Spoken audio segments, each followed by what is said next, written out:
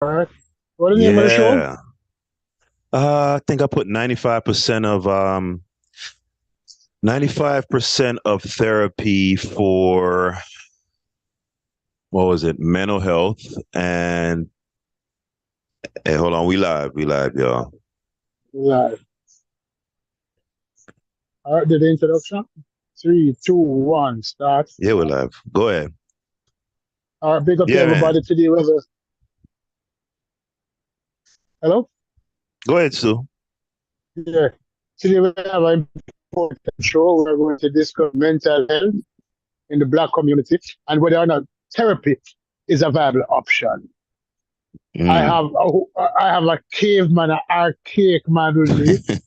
Seems to be part Homo sapien or and part Neanderthal. But most of Neanderthal who's from the school that say that man is mad and man must be tough and boys don't cry. Mm. You know, we need to find that song. Big boys don't cry. Big Big boys, boys don't don't cry. cry. Yeah, yeah, we should start we should start the show with just 15 seconds from that song. Because but that's true. That's that's how that's how my esteemed colleagues see things through the eyes of a caveman. While I believe that therapy is an essential component for dealing with mental health issue. The floor is yours, big brothers. Start. Why do Yeah, you so think? man, you know what? It should make for a rousing discussion then because, man, because for me, I'd went in 20 minutes prior. I was on a live prior where I was rambling for 20 minutes. Right. Um, yeah, but for me, the whole mental health thing, a lot of it is a canard, man, particularly when it comes to men. Now, insofar as the crying thing and all that, everybody cry. Well, pretty everybody cries, right? But if you're a man, no one wants to see a grown man cry in public unless somebody just died or something like that. Crying because your mother doesn't love you or something like that. If you're a woman and you're in public and you're crying because mom or dad doesn't love you, perfectly acceptable. If you're some 6'2", 220-pound muscled behemoth, boo-hooing because you know, mom doesn't love you. Like nobody wants to see that. You're making everybody uncomfortable. Like, yes, men are allowed to cry. Go home, go in the bathroom or in your room, turn the lights off and cry your heart out. Spare the So, rest of us. It's just come on, man. It's disgusting. so I'm going to push back a little.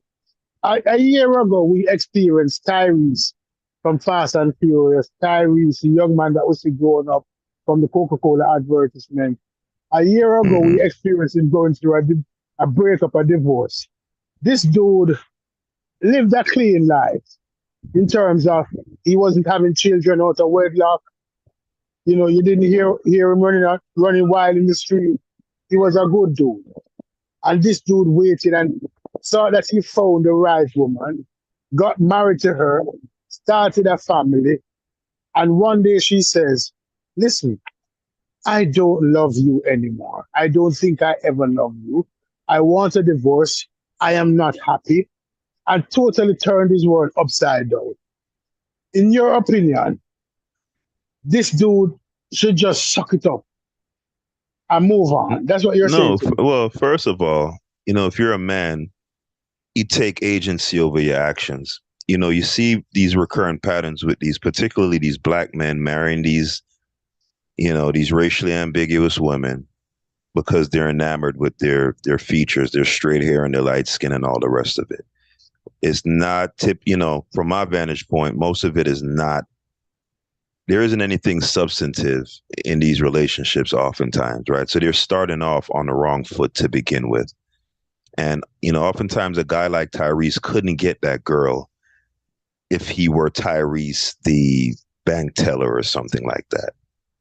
If he wasn't inordinately wealthy, that woman wouldn't even give him the time of day, wouldn't even piss on him if he were on fire. Right. So Well, that's why, it's incumbent upon men to know themselves. There's a reason why women will talk about equality, right? They'll harp about equality and equality and equality. And when you go out on that first date, it's expected that you pay. And if you don't pay, me and you know what happens, right? So Yeah, there's but you're moving away from the saline question is that should mm, Tyrese expose his emotional vulnerability? no, absolutely not. And I'm glad you used this example because it's one of the most egregious examples of what I'm talking about. Who wants to see this is a grown adult male. You're going to turn your phone on, flip your camera to your face, and you're going to ugly cry for 20 minutes, like when you were, 7 and your mom, smacked you around, damn near snot bubbles flare. What was the famous line he said? What more do they want from me? Come on, there's no human being on earth, especially the women. The women, they'll lie and be like, "Oh man, I'm so appreciative that he felt so vulnerable." And lies, viscerally, you cringed. If you're a woman and you saw this grown adult male, damn near about to cry snot bubbles, you were viscerally disgusted with that. It was cringy. And you If don't think it was cringy, Stoopies? It was disgusting. I will not Huh? agree with you on I will not agree with you on whether or not it was cringy, but I will say that the man is a man. And you have to take into consideration that a man who comes home every day to a hug from his daughter and a kiss from his daughter, all of a sudden now comes home to an empty house. When somebody has peer bonded with another individual and peer bonded with the children, and it, it is taken away from them, there must Mm-hmm. be some level of emotional damage, of mental damage, right? And you're saying that a man should just swallow that and say, move on. That's what you're saying. And if he's not moving on, he should suffer in private. That's what you're saying, right? That men Well, you should suffer in absolutely well. private. You shouldn't turn your phone on and start ugly crying for the world.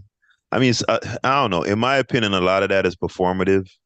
Like he is an actor and a performer, right? And then, But he's after not. that, really, hmm But he's a public individual. He's never a private individual. His life was always in the public. His yeah, life but has dude, always don't been in the nobody, public. nobody don't want to see that though, man. Like, get a grip, bro. Like, stop your blood clot crying. The kids, the dog, everybody dying.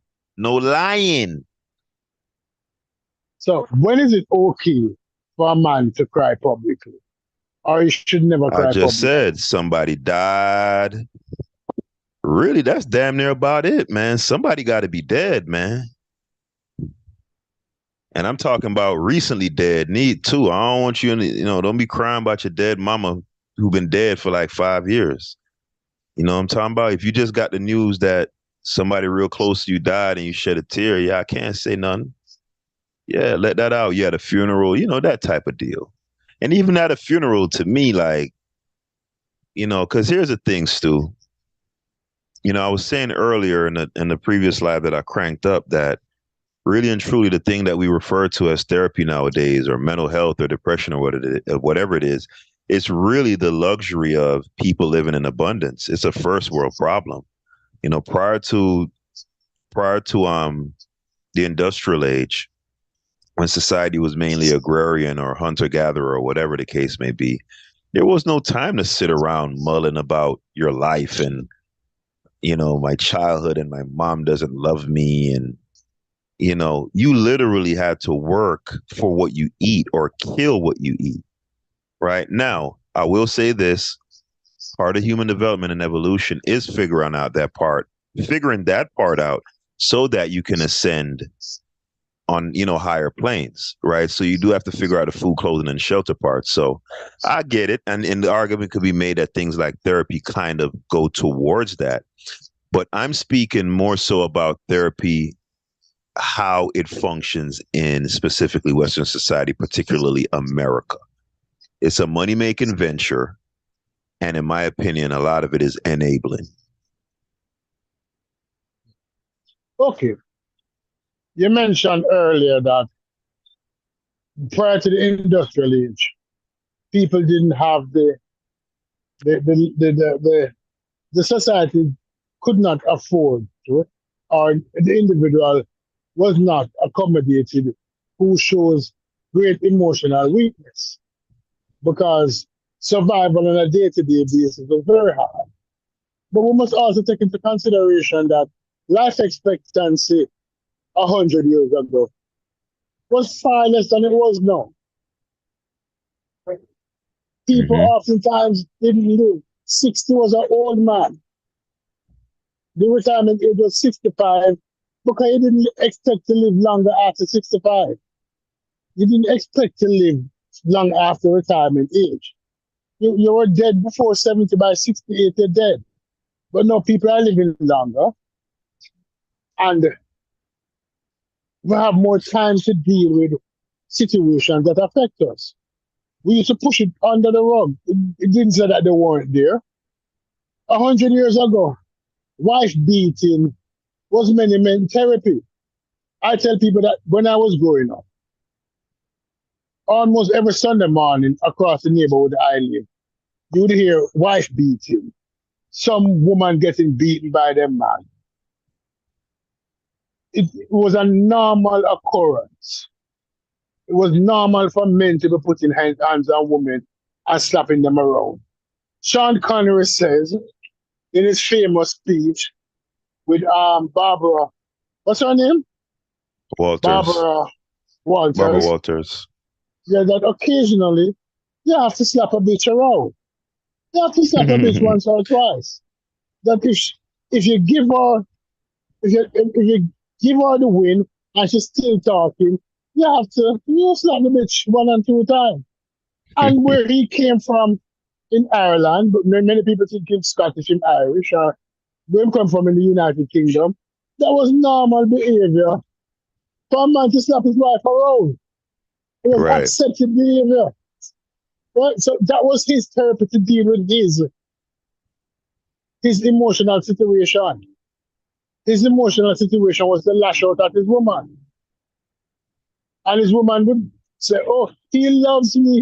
He's just going through it. He came from the bar drunk and he was mad and I didn't have sex with him. And so he boom, boom, boom." That was his therapy. Therapy come in all different size and form. You have women who go to church every day of the week, Sunday to Sunday. And that is their therapy to deal with the stress that they're undergoing. But the problem you have is formal therapy.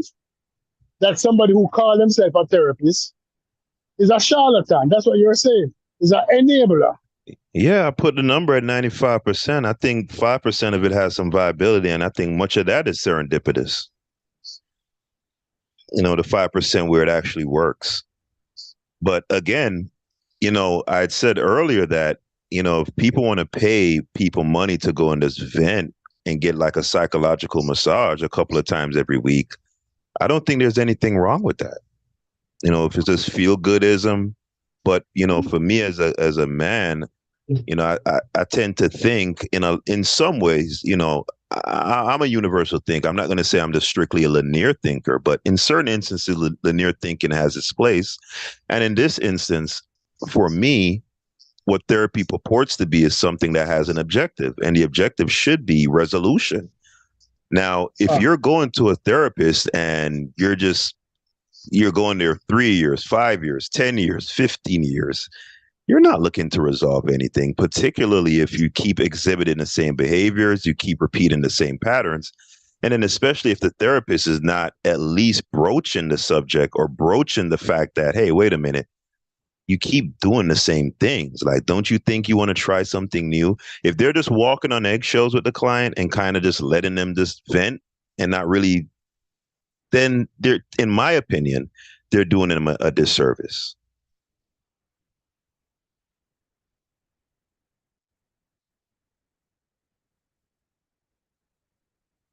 You there, Stu? Oh, look like Stu fell off. Perfect opportunity. I'm gonna share my screen and play the particular interview that Stu Pease was referencing. Now, full trigger warning, right? I'm gonna be a little bit honest here, please. I mean, you know what? Judge me. I am an archaic human. I do like being a brute. I'm sorry. Be mad. What are you gonna do when you see me in the street? Punch me in the face. I think it's funny. All right. So we're gonna listen to Sean Connery now. No, no, no. Let me just say something before we listen to. Okay. Go ahead. Is being a man, does the transition to manhood from boyhood, from adolescent to man, is it Mhm. innate or is it learned behavior? Do we learn to become a I think man, it's or is um hmm. It's both because obviously it they're learned behavior? I say both, but I'd put more on All the right. learned behavior part. If we're because when we talk about manhood, we're talking about certain characteristics, constancy, day to day being the same, having it. So you'd say that it's mostly learned behavior, right? Yeah, And the yeah, second sure. part to that question, the second part to that question, let's say we have two individuals. One is 6 years old, one is 30 years old. I would teaching both Mhm. individuals to read. Which one will learn easier, the 6 year old or the 30-year old? If previously neither one of them could read, Couldn't read. yeah, neither one of them Which one could is ever will learn easier? right. Reading is brand new to both, right? Right, That's the premise. It'd right, be the 6-year old. right. Hmm.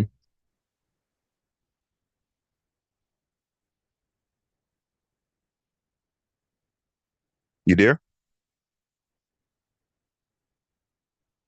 Yeah, I think Stu might have fell off again. So, as an aside here, let's get into Sean Connery, man. You, The original. yeah. What was the character? Why am I drawing a blank here? Who's the character? Stu Pease, shaken not stirred. You know, kills a bunch of guys, gets all the women. James Bond. Double O, James Bond. So yeah, Yeah, the OG James Bond speaking to what Stu Pease was speaking about earlier. yeah, yeah. But let me just finish it before we play that, because I Hmm. know you want to play that because as a narcissist, and I would call it the M word. What the M word woman like called man? Ma, ma, Misogynist. misogynist. As a matter of fact, I'm glad you brought that up because I wrote in my notes here 5 words that women should be banned from using by legislation. If I Yeah. could get this on the Congress floor. You know what? Finish your thought. I don't want to go ahead. Finish your thought. You there, Stu? Think Stu haven't. You there, Stu? Mike, can you hear me? Can you hear Uh-huh. me? Yeah. No, no, no.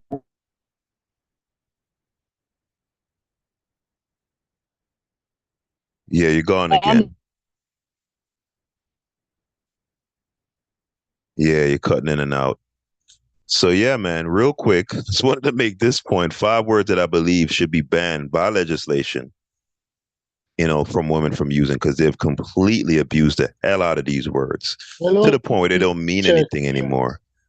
Yeah, we're here, Stu. Let me get through these 5 words and then we're gonna get right back into what you're about to say. Just Yeah. real quick.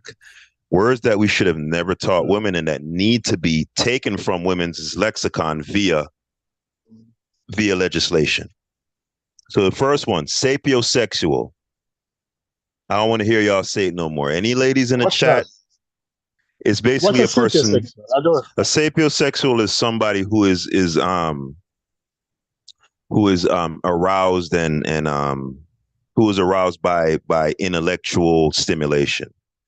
They don't really have any propensity for that dirty, carnal, primal type of sex, right? They're high-minded individuals who do like the is it the Vulcans or whoever it was on Star Trek who has this high-minded telekinetic sex, that's the thing with modern women, man. They had this high-mindedness. They just think they're goddesses and everybody's a goddess and everybody's a anyway, I'm rambling. The second word that's going to be banned from women's lexicon should Peter Bag Juice ever become king. Narcissist.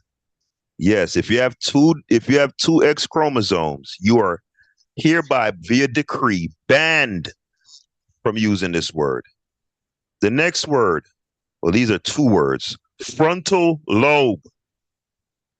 Please stop. You're driving people crazy.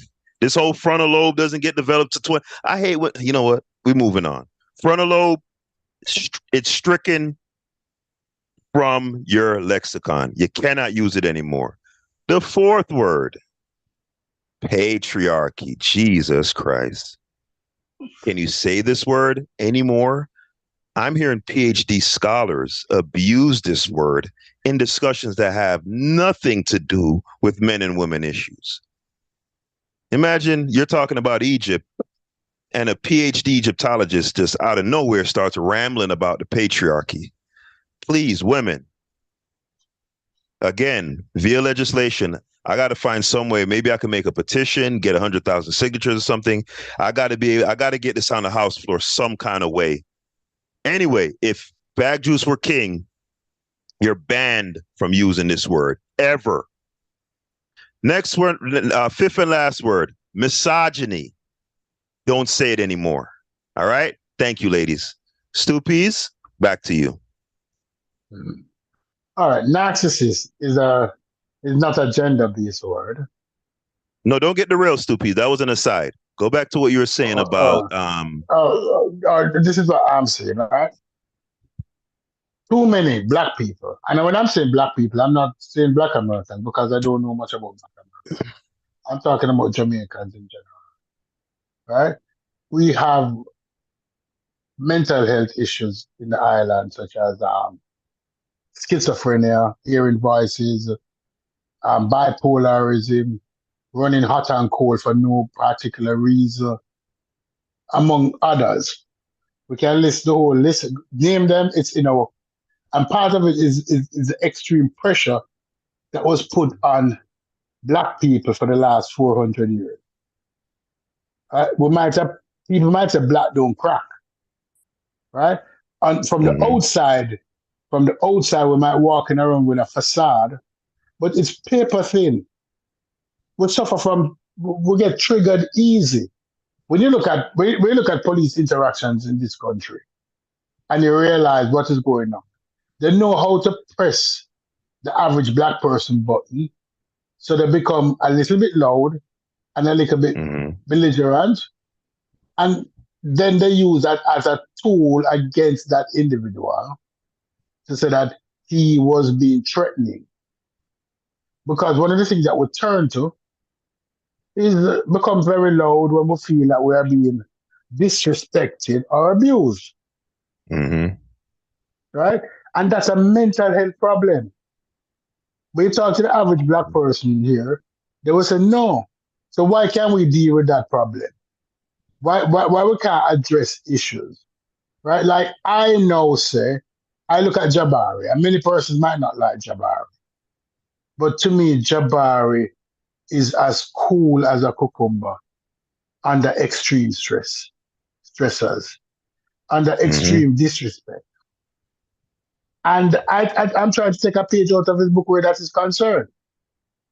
Right? But many of us don't. Many of us feel like the way that we have been doing it for the last 50, 60 years, 30 years, 20 years is the only way it can be done. And it's not true. It's a mental health issue. Could therapy help us to understand the triggers and how to deal with it properly? Or can we do it on our own? And it is proven that we cannot do it on our own. Because even when I do it, I oftentimes chastise myself and say, this is bullshit. Why do I do this? And yet still. Oh, you mean when you go to therapy? No, not therapy. When I go on a channel and I reevaluate my behavior. Oh, okay. Right? And I said that behavior wasn't correct. But when going back on the next channel, I repeat it again. I repeat it again. Yeah. So therefore, it means that I am not equipped with the tools necessary to prevent myself from acting this way. Mm-hmm. So I need help to change how I act if the actions are not in keeping with civilized behavior. Because becoming loud and belligerent and disrespectful is not civilized behavior. And as I individually realize that, all right, it's like me. When I used to go out, I used to love going into parties in the hood. But then I always used to carry my gun. Until one day I decided to listen. If I have to go to a party where I feel it necessary to be armed, I'm going to the wrong party. But you see, that speaks to my argument that, I believe it's inherent in all males and women too, but particularly males, the ability to recalibrate and reorient ourselves, simply by, careful examination of the self. Now, a thing like therapy, I don't. No, but what you just said, but you dismiss the fact that I addressed that also to say that even when we know that we're doing the wrong thing, we oftentimes repeat it. So if you're repeating doing the wrong thing over and over again, it means that you can't recalibrate everything. You think a therapist could give you possibly some exercises that would help with being able to regulate your behavior a little bit, because ultimately it's kind of like when you break your arm, the doctor doesn't heal your arm, right? They put a cast on it so that when it does heal, the body heals itself. It heals in the correct way so that it is functional, or it functions in the same way prior to being broken. But that's what the therapy is. That's what therapy is about. It's to give you the tools, or to show you the tools which will allow you to readjust that broken part of you in such a way that it can function correctly. That is what it's about. It's not about. Stick a pin. I want to ask you a question specifically relating to that notion, right? In the meantime, I want to get this off because you just want to hear Sean Connery. Yeah, I just want to with that accent, and then her having that little snooty attitude, hilarious stuff, people. Let's go. Oh, hold on. Let's pull up.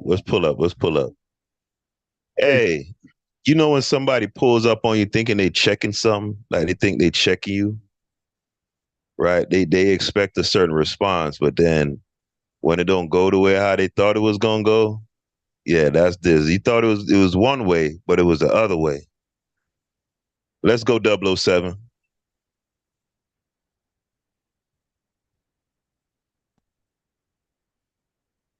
No sound. There's no sound. Oh, that's right. Yeah, I got to share the sound. Yeah. I always forget that.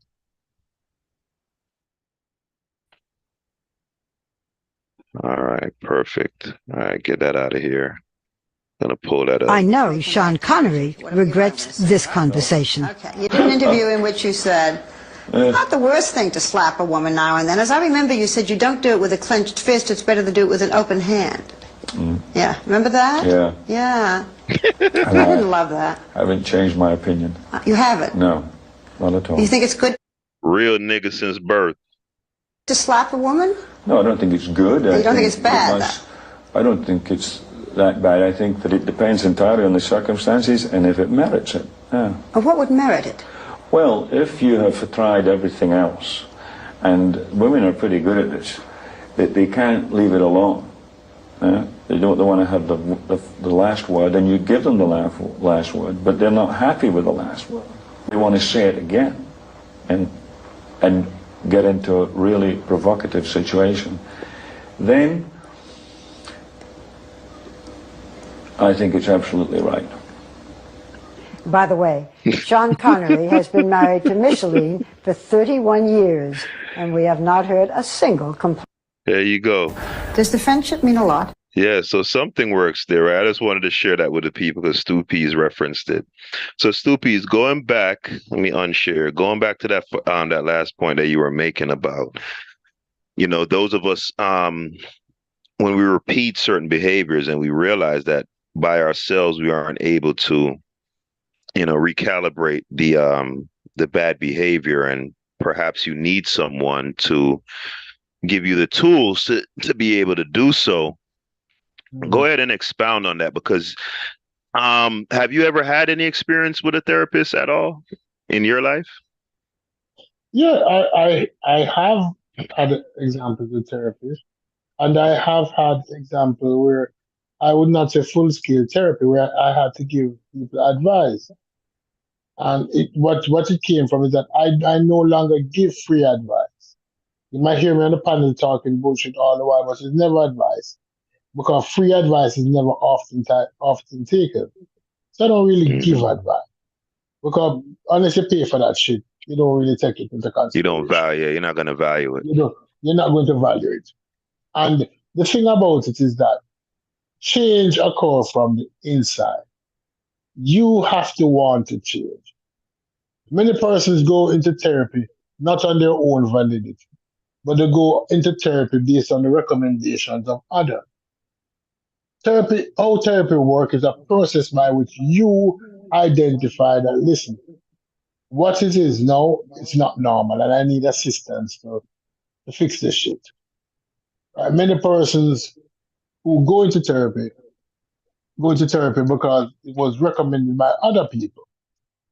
So will it work for those people? It may not.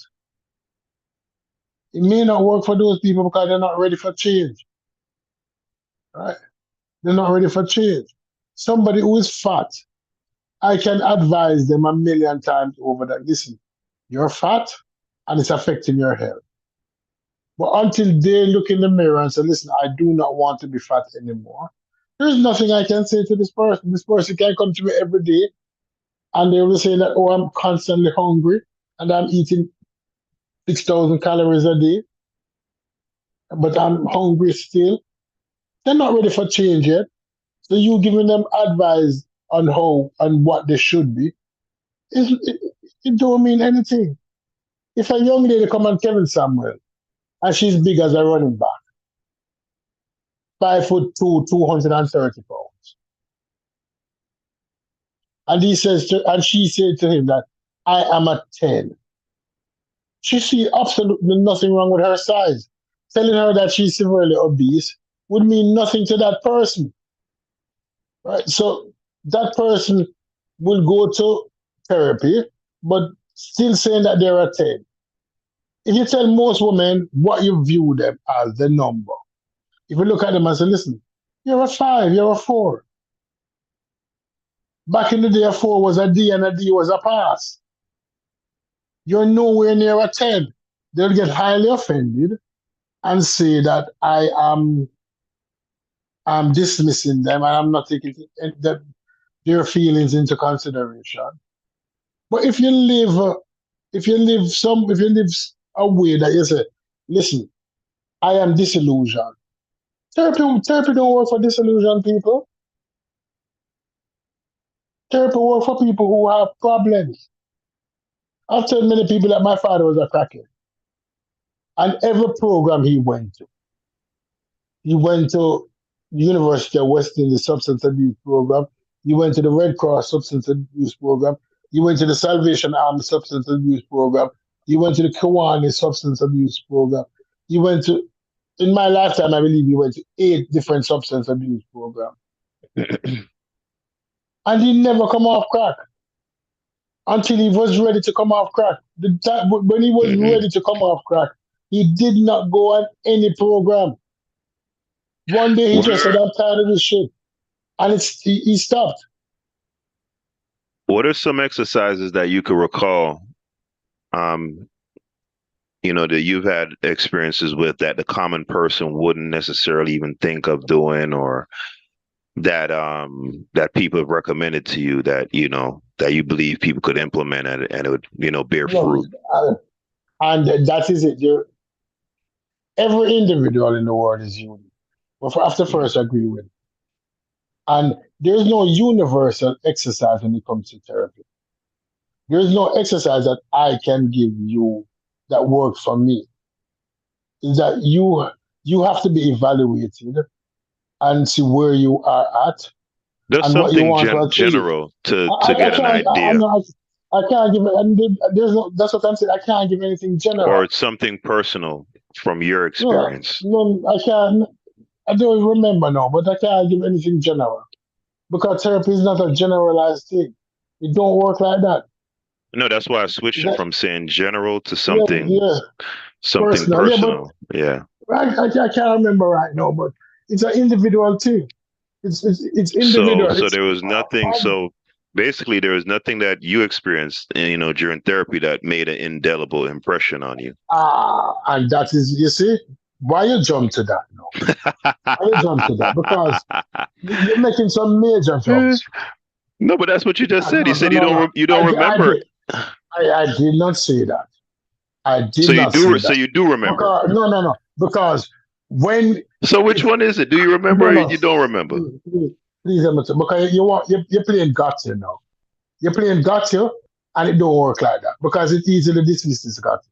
Because when you go to the doctor and if you have a broken arm, I remember when I had my appendix taken out and it got infected. I was given a whole ton load of antibiotic medication. Do I remember what they were? What the names were? No. But I knew that they worked. And the infection went away. And I survived. So that is like But I therapy. can point to penicillin at least, and most you didn't know I'm allergic to penicillin. Let's say I'm Yeah, what allergic I'm to saying penicillin. is this is an No, example of like the type but of you things that cannot. But the type of things that you perceive, what you're doing, you're standing on the outside and you're perceiving a lot of things. And you're bouncing shit, you're throwing shit on the wall and see what catches. And I'm saying to you that to every individual, therapy is specific to that individual. And that is how you have to take it. That there's no two, although two persons can get the same experience, two persons can be physically abused. And what works for one don't work for the other. It has to be specifically to you to understand where the person is, and you have to understand where the person wants to be. Now, if you want to say it's a magic bullet that everybody's like a 4 cylinder under, and if it stop pumping gas to change the fuel pump and it's all right. Therapy don't work like that because individuals don't work like that. You are you, and I am I, and I am me. And although we have two hands, two legs, two eyes, a nose, a mouth, we are two totally different individuals when it comes to us mentally. So you cannot use the same tools on me that is used on you. I have to first assess and evaluate who you are and where your journey is and what journey you want to take and what journey you're capable of taking. Because not everybody can take the same journey. It's not everybody can take the same journey. But because you see therapy as a waste of time, you will say, why if this work for that person, why it don't work for everybody else? And it don't work like that. Do you see any place in the world for the that classic drill sergeant type of thing, or do you believe that sort of thing that get up and get them and brush yourself off? And do you think that's the type of thing that should be completely eliminated from society, or does it have a place? Every soldier, why they like recruiting young men? They prefer to recruit young men just turned 18 into the army. And the reason why, it's psychological, just like the police in America. If you're the police in America, all of them act the same way, talk the same way, think the same way. Because what the training does is that it tears down that individual and rebuild him in an image that they think work best for them. Mm-hmm. Do you think it has any practical application in modern, in civilized society? Just the basic notion of just a basic No. notion. Do you think there are instances where a If, person all right, is all right, if there was a Mhm, conflict, if there was a conflict, and you need autonomous drones to help you fight this conflict, you'd have mhm. there were no No, no, need no. for I'm these not talking individuals. about the conflict part. I'm saying because, you know, no matter what, in physical reality, there are always going to be challenges, right? So let's Right, take, but for instance, before man had sort of kind of mastered his environment, because right now, to a point, you can say we've pretty much mastered our environment, right? And even still, you have things like hurricanes or um, you could have an accident or you could be out on a boat and the boat capsizes and you need someone to be the strong person who is going to, through the most harrowing circumstances, keep a level head and be able to perform, right? So that life can be preserved. So that's what more so I was getting at. Is there any place in the world where you would so admit so that that sort of hardiness and mental fortitude still has a place in society? and who are you saying have this hardiness and mental fortitude? Institutionalized men like soldiers and police? Is that what you're No, implying? no, no. What I'm more so implying is that the attitude of no matter what's going on, this has to get done. And when I think of an institution that embodies that, that's the first thing that comes to mind. So, you know, What's the first? if What's the first thing that comes to mind? I'm saying that was the first institution that's off the top of my head would be the army What, or the the military. So army. for instance, right, say for instance, me, right? When I was in the army, I used to get chewed out a lot. They call it getting chewed out, where a drill sergeant or first sergeant or whoever, when they come to do inspections in the mornings, they would basically berate you in front of everyone if your stuff wasn't together. And I was frequently not together. Right now, this was because of the environment that I came out of. Right. When my mother left Jamaica, I was basically living in Jamaica for 5 years by myself. I was living a very wild type of lifestyle. I didn't have any real structure or discipline. So when inspection would come, now the previous night, you're supposed to have spent the night ironing your uniform, shining your shoes, studying the different things you're supposed to study and things like that. And me, because I'd spent so much of my life playing, because that's what I used to do a lot of times when I was in Jamaica, because my mom wasn't there. Oddly enough, my father was on the island, but I wasn't living with my father. And then my stepfather worked two jobs. He was a fireman and a taxi driver. Can you imagine how stressful that is, right? So often, a lot of times I'd be home alone and I just leave the house, just get to run in the streets, right? So a lot of bad habits developed. So when I was in the military that night, when everybody's outside shining their shoes and doing what they're supposed to be doing, I'm running around messing with people and listening to music on my headphones. So when the morning comes, I wouldn't have my stuff ready. Now, the things that led to those deficient behaviors are perfectly legit and were outside of my control.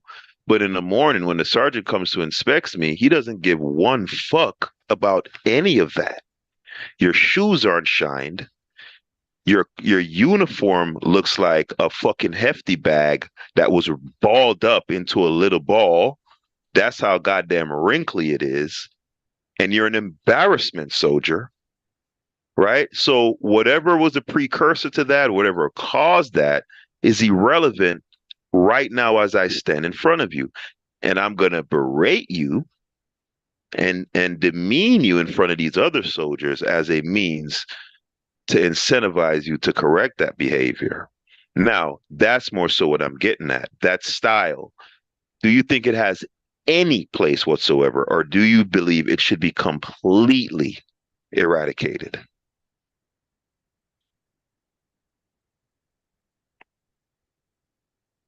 All right.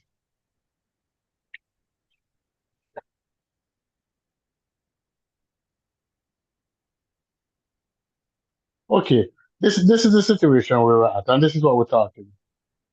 And this is the funny thing about it that you um didn't come to the realization. The soldiers, when they did that, it was never to rebuild their character. It was never ever to rebuild their character. The purpose of that was to tear you down as an individual and build you in a way in their image. It wasn't to apply strength.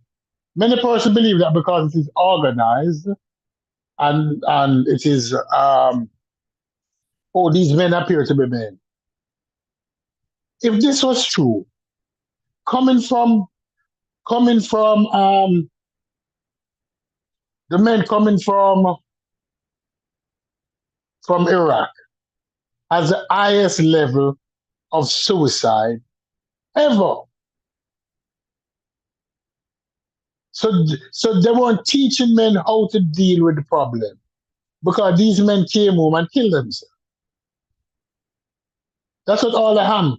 These men came home and killed themselves in higher numbers than ever before in the history of the United States. Now, what you implied? That this shit work? This shit don't work.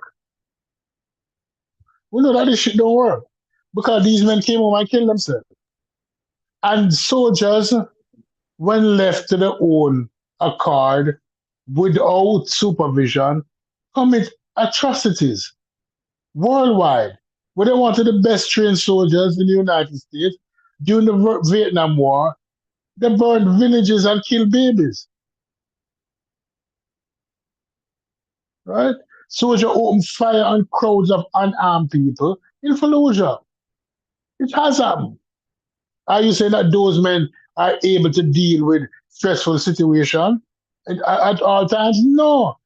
It's because they fear of being reprimanded by the same drill sergeant. So that is what happened. It's not anything about people in high stress situation is going to have mental health conflicts. Right? And because we come from a culture where we disregard mental health issue, where we come from is that if you tell somebody say you're going to therapy, what them say? What them say, Iris? You're a madman. So we dismiss therapy based on the fact that we fear public youth humiliation. So no matter what we're going through, we're not going to go into therapy because we're afraid of the stigma. Yeah, because you're mad and you see the mad doctor. Remember when people used to come to the clinic to see the mental health doctor, then they're automatically classified as mad, even by health profession. They say, careful of that mad boy, you know. That boy is a madman. Somebody coming to the mental health clinician for help. And even in a medical setting like Jamaica, medical people calling them mad, crazy, lunatic. Them is lunatic. So that's why we develop a fear for therapy. And that's why we say it don't work because this person did mad and him go to therapy for years and him don't make him not mad. Well, just so you know, right? Again, Yeah. I don't know if I'm communicating effectively here. It wasn't so You much say that about. it was. Hold on. It wasn't so much. Hold on. It wasn't so much about the military and what they do and all of that stuff. I was more so speaking to that get up and go get them type of sentiment, you know, because when you talk about the yin and the yang, the hard and the soft, right? Is there a place for the hard part? So meaning, let's say there were instances growing up in my younger days where I was still living with my mother and I would ruminate on different things that I'd experienced in life, and it would leave me feeling kind of a little bit unmotivated, and I'd curl up. I remember there was a point in my life where I started sleeping in the closet as opposed to in my bed. And what I'm saying is, surely there is a place for a a tender, more sort of a tender type of approach. I'm not going to say that, there's no place at all for that sort of approach. My question is the more heavy-handed approach where, a father would come in and say, hey, get up. You need to get up. You need to go take a shower. You need to get on the road and go get a job and, that sort of thing. I'm more so speaking to the sentiment. Do you think that has any place whatsoever in society? Does it have is there anything beneficial about that sort of approach? Yeah, it may have its benefits, but it also has to be balanced. It also has to be balanced. It also has to be balanced. It cannot be heavy-handed only, because you have to have balance. You cannot always be there with somebody having this heavy-handed approach, getting at people and say, listen, this is my way or the highway, and you're not manning up. Man up. And if you don't man up, you need to get out of my place. No, it don't work. It don't work. Because what that leaves is that it leaves emotionally damaged people. It leaves a ton load of emotionally damaged people. I definitely agree that the toolbox needs to have some sort of diversity, but there's, I do want to acknowledge also that, people are intelligent, children are intelligent, and, there are times when they can sense that a particular parent is soft, and they'll weaponize that against them and use that to be shiftless, right? Oh, woe is me, and I feel this way, and I do my feelings and my feelings and my feelings. And because they know that you as a parent, you don't necessarily want to be that drill sergeant all the time. They'll weaponize that so that they can kind of just rest on their laurels and curl up in their comfortable little cocoon because they have their safety net, which is their parents. So that's all I was asking. If you want to say there should be a balance, I don't necessarily disagree with that. I just wanted to know that if you propose or if you're a proponent of this idea that the more heavy-handed utilitarian type of approach has no place or should be completely removed, and you've said no, so I'm glad to hear that. I am saying that there is a balance. And by a balance, it can't be said I'm saying that it's okay. I didn't say that it cannot be the only approach. It has to be a balance. No, you said that you're saying that it shouldn't be completely removed, though. You agree that it shouldn't be completely removed. I'm saying that there has to be some sort of what the word I want to use. Some sort of a child must come to the realization that, listen, there's a possibility that if you act an ass, I'm going to treat you as an ass. But then there's also the situation that arises that I will now try to understand, why is this child always acting the ass? Right, that's the balance. Because it has been proven that children who grows up in two-family household turn out to be more successful. I'm not saying that you don't have successful people coming from one family household. But children who grow up in two-family household where they know the father and they know XYZ tend to turn out better than people who didn't. Right. They turn out better than people who didn't. No. Why is that so?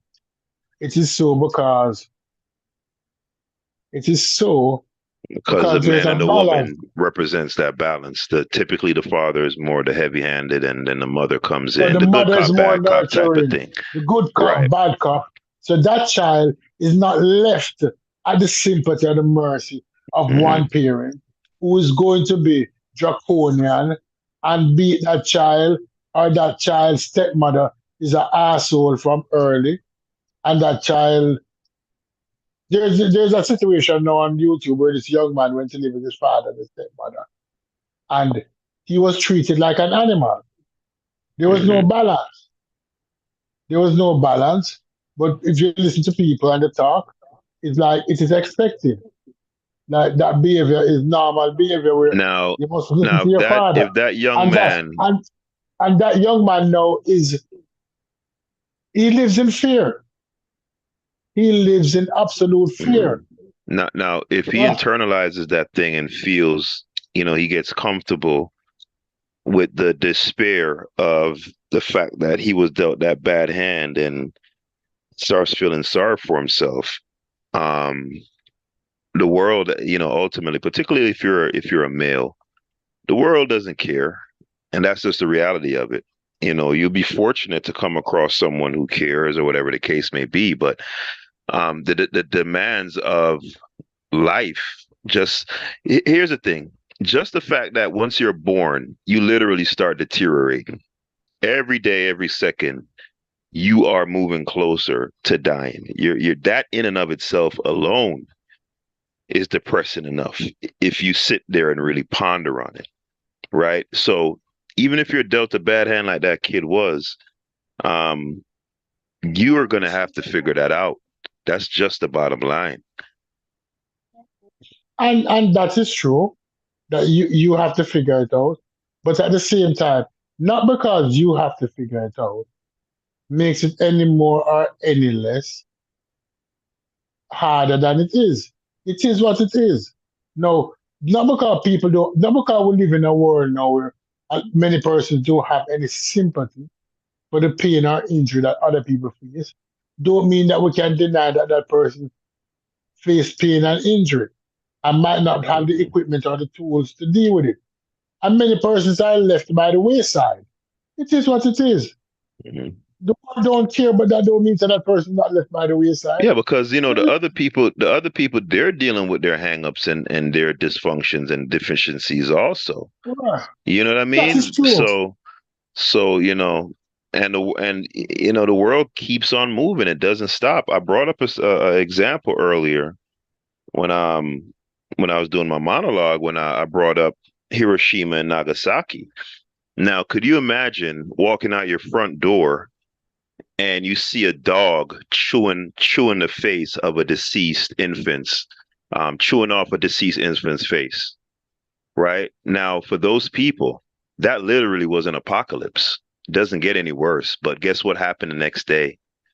The sun came out, right? So for me, for any man, any thinking man, you observe reality, you observe life and what it is. Um, Once you look around and see what life is, to me, there just is no room for the self pity and the wallowing. And it just because that ultimately Yeah. the The procession of time stocks. just is just unrelenting. It doesn't stop. Things keep on going, and that's just what it is. Yeah. The You're a sun. man. Yeah. Now, real quick, I will say for women, I have a little bit different take because they're constituted differently. They're constituted differently, both biochemically, physically, and all the rest of it. So for me, a woman crying in public because her mom doesn't love Mhm. her, perfectly acceptable. Um, a woman being hung up on certain issues that she had with childhood and stuff like that. And women, they do have the ability to recalibrate themselves. But there's a lot more grace that will be given to a woman because innately they're just more sensitive people. They're more, they're more dependent on social circles. Like for instance, if a woman it isn't able to socialize, it affects her much more so, or is much more detrimental for her than it is for a man. Women need community, and that's not to say that men don't need it. Men aren't an island either, but I think you get the You what know, I'm you know, trying to you know get one of the across. one of the fundamental things that I think you're disregarding when you look at it. Um, you're not taking into the consideration the amount of functionally mad people that lives in the society. We tend to overlook that because we think that people appear to be normal looking, then they're not lunatics. Not because somebody not eating out a garbage bin or acting a particular way. that we perceive as being mad. But if you really if we evaluate people and speak to them, we have thousands and hundreds of thousands of functionally mad people in the society. Would you agree or disagree with me, Iris? Right. I think the Because society in and of itself is crazy. right. Just the whole setup. No, the thing about it is that what you're saying is that the new normal in this society, what normal is being functionally mad. If you can function Mhm. without appearing to be a deadweight on society, we'll accept you. Mhm. I won't really come down too hard for you. But in truth and in fact, Let me you're let me give you functional an doing nothing. let me give you an example from my perspective. For a person like me who doesn't subscribe to germ theory, the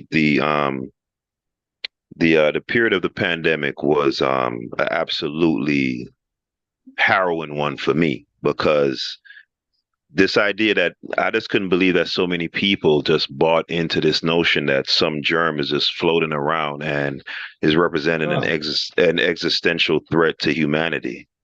yeah, Again, this is just coming from my perspective. So right. when I would go in And and when I would go in a grocery store and see people having these masks on, I'd see people literally driving in their cars by themselves with a mask on, and I just shake my head like, this person isn't thinking. Because even if you buy into the idea, you should know that if you're by yourself in a car, there's literally no one there to infect you. yeah, But but, now but I I would say have that to say yeah, this. I say that to make a larger point. For me, I had to eke out a space in my mind to where I could function within the madness. And that's just but what it then is. I couldn't allow come myself to lose my mind and say, well, y'all are crazy and you can't see what I see. And no, I had to figure it out and manage that. And that's part of manhood. no, no, but I would also, but me no, on the other side of the on the other side of the spectrum, looking at you as a functional madman. Because I went to too much school, public health school. Um, my wife did germ control. She's a nurse to the infection Hmm. control to understand that. And when if she hear you speak like that, she would ask if you're functionally mad. And I But, would say that possibly at least 95% of people in society would agree with your wife's notions, right? Now right, right, think about how difficult that would be for a person like me to navigate, where the vast majority of yeah, society thinks you're a crazy person. right. But But but, I'm the, I'm but able to do it though, right? right, Right, you're because able. you know You why? know You know why? why I am? Because I can take the Why? slings and arrows. I have the capability, and every man has the capability if they And dig I deep would enough within themselves. and well while another person See, will another person I don't need the no. validation of Why no people. no or I'm not talking while another person will observe somebody acting like you and say that that person is in a state where they has allowed themselves to be disillusioned into Mhm. believing that no such thing exists. Right. But I can say you're suffering from delusion. That society will determine that society might say that you're suffering from delusion, you're being delusional. And you're saying Hmm. no, because I've come to the recognition that X, Y, and ZY is element of P. I'm going against I'm going against normal societal thoughts. Hmm. I I have decided to go against this. So being so when you think that you are dealing with the stressors, many persons say that you're disillusioned, you found a way to cope, your coping mechanism different than other people coping mechanisms. Because that's what you're talking about when you say somebody can deal with the stresses of society. Well, for me, Basically you're saying that it's more so for me, it's more so the full confidence that I'm absolutely right. It's not more, it's not right. so much the coping mechanism, because, Of course, then I've lived that's I've also a lived coping 40 mechanism. Well, I mean, that's a matter of opinion, and that's fine. Yes, because I don't take exception to that. But what I'm saying is, because there are people who see it as I see it, but what you're saying to me now, and what your wife feels, and what 95% of the society feels, right? That sort of dismissive type of attitude towards it. It drives a lot of quote unquote conspiracy theorists insane. They're the ones right. you'll see on the subway screaming that, hey, the world's gonna end and da da da da da da. And that's what I'm saying. You have to be in a special person to be able to manage that and have it comes down to having a full confidence. When I espouse the things that I espouse, they're not espoused carelessly. I'm an extremely studious person and I know of what I speak. When I look out in society, I know for a fact that 90% of people, they really don't know anything. Now, some people from the outside could see that as hubris on my part, and it may very well and be so, and and right? and and Hmm. and and the big thing is that the thing that many persons argue is the eyes that you use, the level of eyes that you use in Hmm. explaining your belief. That I. Because I is the language of a madman. A Hmm. madman concentrates on I on what he thinks and what he Well, knows. well, no, The because question, because thankfully, what the way how I perceive the world is buttressed by the findings of men who are more learned than me in these fields. It's not something that I just conjured up out of thin air. You do have experts and professionals who fortify my opinions and so forth. So it's not completely self-directed. So, I would object strenuously to that kind of characterization. I would even say, in no, no, fact, no. that I'm I no, would. no. I'm not disrespecting you. I'm not disrespecting you. Mhm. That's not the way I wanted the conversation to go. Because I didn't want it be between me and you and what we view as mental health. So let's No, pull but it but back but from that. no, but look, Because it's not even so but much. It's not even so much about you because that is the general sentiment, Stoopies. So anyway, I was saying that really not so much to get into that, but more so to make the larger point that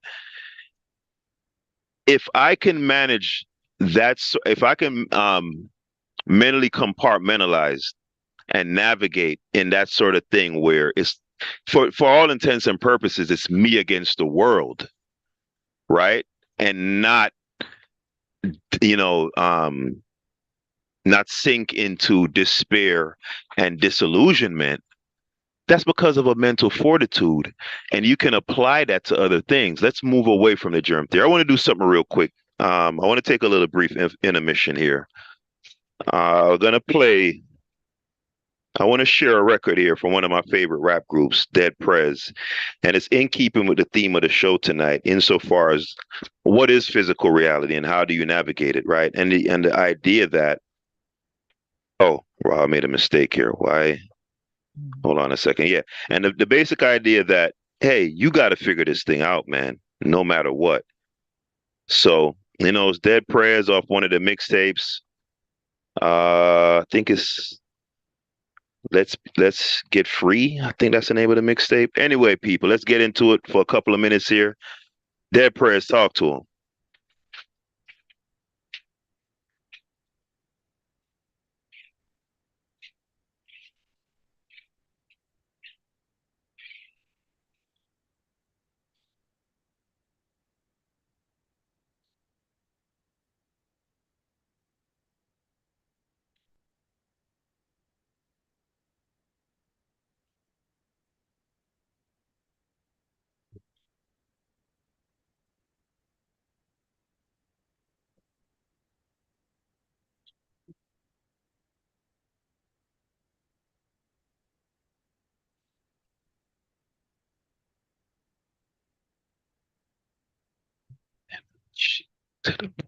did not play no volume.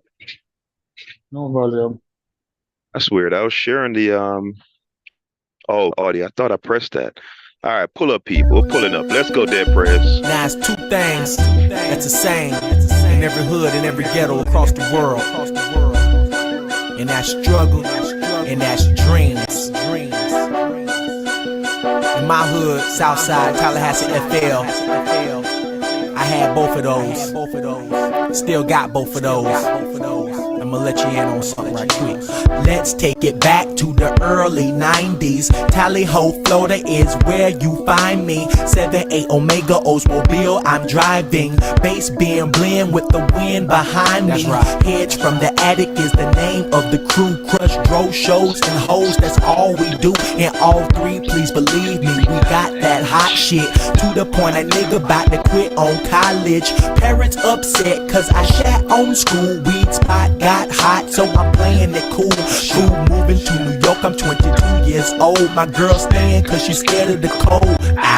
In the world, where you trying to make it out? In the world, where they trying to take it out? In the world, where my folk trying to get fat? In the world, every time getting set back. In the world, where my dogs out? In the world, show where my folk gon' stay strong. In the world, okay, Let us move on. Now I'm in the Brook, Howard, and Decatur. Whole different look, different sound and flavor. Washing dishes at the hotel 4 seasons. 15 an hour, don't plan on leaving. Homesick, skipping work every weekend. Went down, found out my girl was cheating. Heart broke, tie here, started freaking. Year later, terminated for no reason. Got a new girl as the leaves turn brown. See mistress, said she would hold me down. Had to move to the Bronx where the crooks be juxin'. So my first track moved back to Brooklyn. Music 101, the whole game is dirty. Got me 25, feeling all of 30. Went from a lover to a straight up hustler. Stressed till I developed clusters out. In the world, where you trying to make it out? In the world, where they trying to take it out? In the world, where my folk trying to get fat? In the world, every time getting set back. In the world, where my dogs at? In the world, show where my folk gon' stay strong. In the world, yeah, let us move on. 2G, Y2K bug is gone. Put my gas mask back cause them lights is on. Dead prayers in the stores and the streets is grooving. How I'm still broke and my beats is moving. Gotta grind harder cause my bills is major. Got a cell phone, had to dead the pager. Can't blame the game cause the game don't feed you. Can't blame the world cause the world don't need you. Seem like every excuse I use is see-through. Help myself first, then help my people. Cause folks sell hope, running scams to burn me. Wash me, comb me, relax and perm me. Gotta get control and stop this car from swerving. Now I'm kinda cold, only the dough concerns me. Try to spend less than the amount I'm earning. Lessons every day I'm learning out in the world. Yes, sir. Lessons every day I'm learning. Yeah, man. This life, the thing we call life, bro, it's just a test, man. That's it, man. The time don't stop, and everything is only for a time, the good and the bad. My favorite line from that song, you hear me, Stu?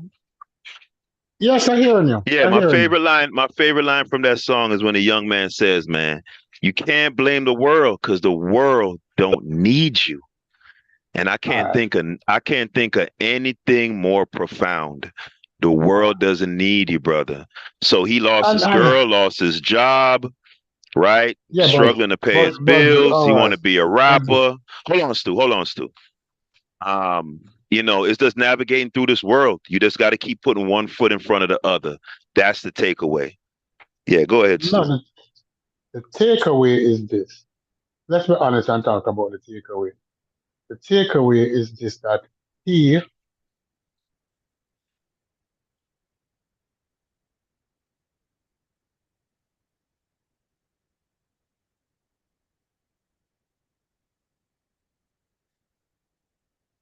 You there, Stu?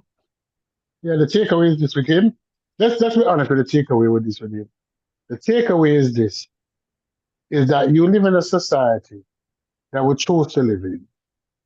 That if you went to work today and you got fired, and you had 100 co-workers, there's a 0% possibility that somebody will call you from that workplace tomorrow.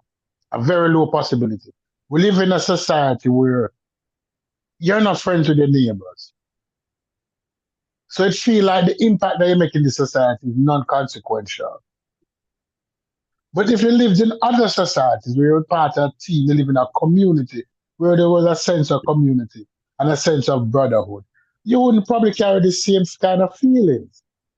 But it is so. So now, when people say that was a Kevin Samuels' favorite quote, that the world don't give a damn what you're going through, and it is true. In America, the society don't give a damn about the individual. That the ends don't matter the means. So if you're successful and you went to P. Diddy's house and suck P. Diddy's dick, it doesn't matter that you suck P. Diddy's dick as long as you're successful now. And that is what this society is based on. That's what you're evaluating it on. And that's what that song is evaluating it on. Because there was no sense of brotherhood in his world. In his world, there was no sense of brotherhood. That nobody business with European. That European don't matter. And it is true in this society, but it's not true in all societies. In some societies, people are missed for years. Grandma died 100 years ago, but she's still missed. And she's still thought of. Right? But in this society, fuck grandma. Fuck everybody. Right? All right. So next, I wanted to take the conversation in a particular direction. I have a very specific question for you, Stoopies. Insofar as how therapy is conducted in America, right? Now, let's say you know a person, they're going to therapy and they have a set of behavior or a particular behavior that's what's the word I'm looking for? Detrimental to their life, right? And there are a certain pattern of behaviors that the person keeps repeating. Do you, in your opinion, if the therapist has been consulting with this person for a while and they see the person continually repeating the same mistakes, are you of the opinion that the therapist should broach the subject or at the very least suggest or even ask, not even suggest, ask the client if they think that they should potentially try going about this thing another way, just to see if the results will be different than what it has been before, or at least say, do you think possibly that you're kind of going down the same road that led to XYZ? And what do you think about that? Do you think therapists should broach or even nibble around that sort of thing any at all, or they should have a completely type of hands-off approach? What are your thoughts on that?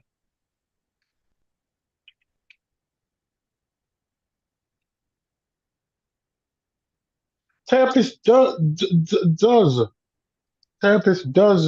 broach those areas and do talk to people about the approach. It is done. But remember, you can't repeat the same thing over and over because then it may come off as nagging.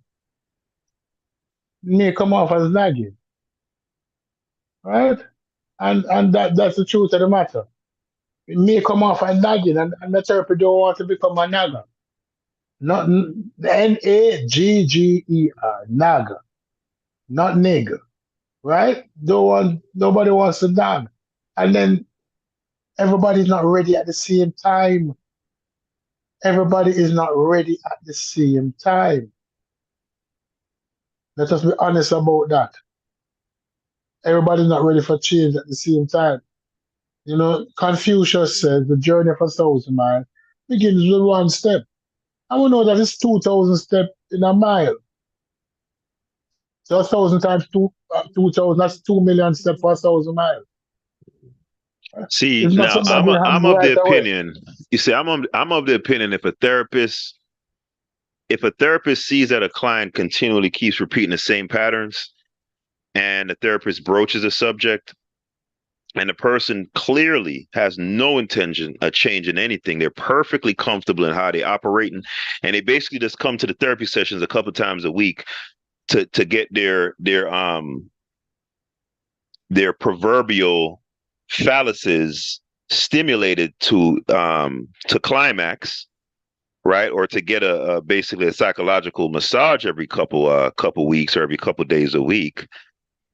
To me, in my opinion, it's exploitation for that therapist to keep collecting money from that person, just for them basically to come and use them as an emotional tampon, and then a feel good little session, and keep on operating the same way they do. If I'm a therapist and I know what needs to be done, and I see that you have no intentions of doing so, I'm getting rid of you. And that's why I don't even buy into the concept insofar as how it works here in America or in the West in general, because once that money incentive is in it, it tends to corrupt the thing. But let's take this into consideration. Therapists are relationship, right? It's based on a connection between the therapist and the person who needs therapy. And sometimes it's not Don't every pay him. therapist. Don't pay him and see what happened with that connection. That may be true also. But if you don't pay the taxi driver, if you don't pay the Uber driver, you're not getting the ride. Mm-hmm. If you don't pay the supermarket, you're not getting the food. If you don't pay Netflix, you're not watching the movie. So it's not a relationship then. It's a good or a service. Thank you for agreeing with me. But services can be relationships also. Not because I'm in a relationship that you take advantage of me. Mm-hmm. Not because I'm in a relationship with you, I can ask you that, listen, you're an accountant and you're my friend. Not because I'm in a relationship with you, a friendship. When that's a relationship, mean that we are friends. I should be able to ask you to do my taxes for free. That's not how relationships work. That's his job. That's how he makes a living. I'm not going to ask you to sacrifice your method of living, what you make to do your living for me for free. No. It can be a relationship. But what is your expectation that I should know, give you my time that I need to make money to feed my family? You should pay me for the time also. But we take that into consideration. It's not every therapist can work for every client. And many persons out there in the world have serious mental health issues, especially in the Black community. People don't like when I use the word Black when I speak it. I'm not talking primarily about United States. I need to clarify that. Let's say people in general needs therapy. Many persons were functionally mad based on the stresses that we go through. Because we grew with fathers who were never men, who didn't learn to be men. And we grow with mothers who were never women. That most children born were born via accident. We might have been, the percentage of children born in the world who were planned for and wanted is very low in comparison to those who were unplanned for but wanted. And then there are many children in our community who were not planned for and were never wanted. And they walk around with chips on the shoulder and burdens that they don't know how to deal with, because nobody learned how to deal with it in the community either. And our solution for pain. So you agree then that therapists, they should, if they see, if they see a person repeating behaviors, they should at least suggest or ask or breach the subject of, hey, you might want to think about doing this another way. They shouldn't walk on eggshells. But they do, and they do, and we had this conversation. I asked a friend of mine who does therapy, has her master's, she's going for her PhD, right?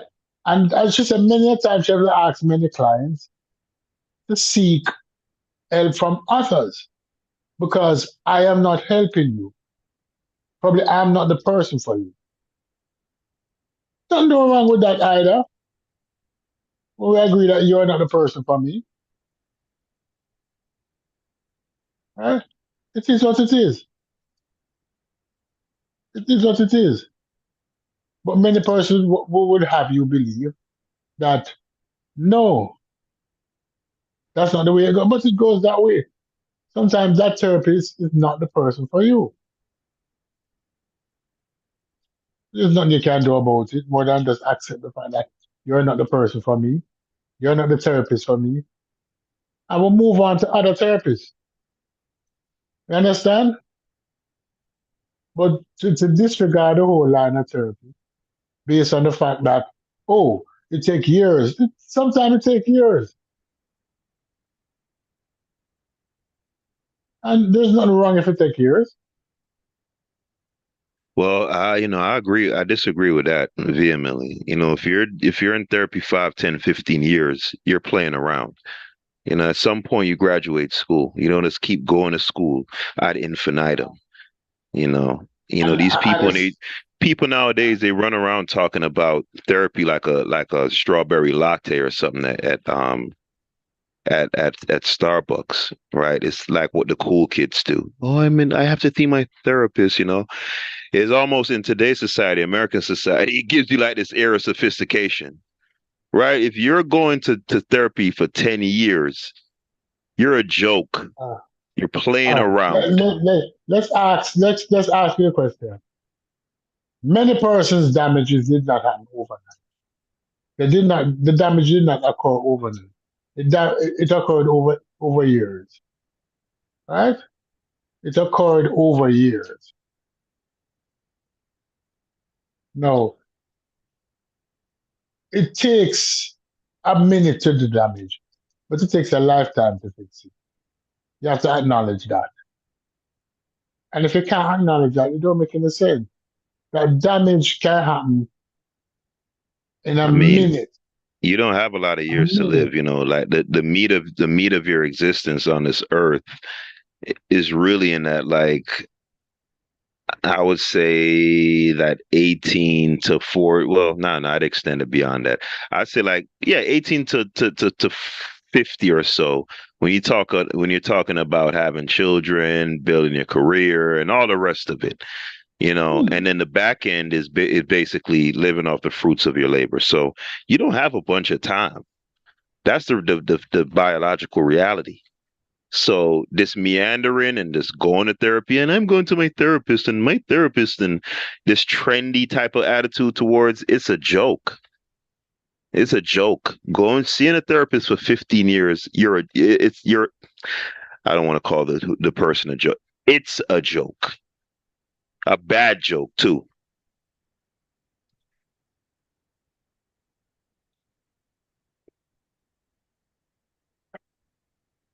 So you don't feel as if, or you're not of the opinion that there should be a finish line. So you'd be perfectly comfortable with a person literally going to therapy for their entire life. If You'd be they, if totally they fine need with to, that. if they need to, Man, you if can't you be need to go serious. to, You can't be serious right now. if you need to, Need to? Who needs to go to therapy? Who needs to go to quote unquote therapy for 40, 50 years? You just want to feel good. You just want, and like, again, I don't have a problem with that. But I guess my issue is one of semantics then, because therapy purports to be some sort of healing or uh figuring it out sort of mechanism. If you're going to somebody to talk, and you're paying somebody to talk to somebody for 20, 30, 40 years or your entire life, there's no objective there. You're literally just paying money because you want to have somebody as a sounding board and a venting somebody to vent on. And that's fine. But don't I just object to this people acting as if it's this, I guess, sophisticated thing that's actually doing anything. You know, it's just two people talking to each other and one person giving the other person their money for the most part. Yeah, because